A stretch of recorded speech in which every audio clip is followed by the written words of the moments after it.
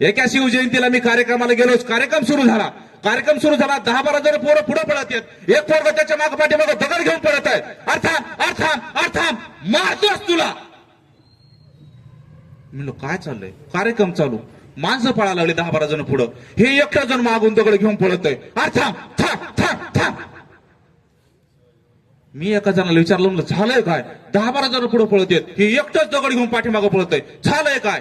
ते म्हणले काही नाही. म्हणले सर, छत्रपती शिवाजी महाराजाच्या जयंतीचं जे व्याख्यान होतं, व्याख्यानाला बॅनर लावलं होतं, बॅनरला 10-12 जणांचे फोटो होते, आणि त्या 10-12 जणांच्या फोटो मध्ये जे दगड घेऊन पाठीमागं पळत आहे ना, त्याचा फोटो थोडासा लहान झाला.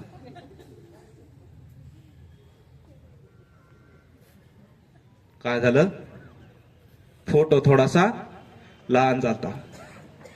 अहो, ज्या छत्रपती शिवाजी महाराजांनी आम्हाला स्वाभिमान दिलाय, जगण्याचा अधिकार दिलाय, त्या छत्रपती शिवाजी महाराजांनी स्वतःचं नाव कुठं लावलं नाही, आणि त्या छत्रपती शिवाजी महाराजांच्या जयंतीनिमित्त आपला बॅनरवर फोटो जर लहान असेल आणि त्याच्यासाठी जर आपण पळत असाल ना, तर आपण इतिहास वाचला आणि शिकला नाही साहेब.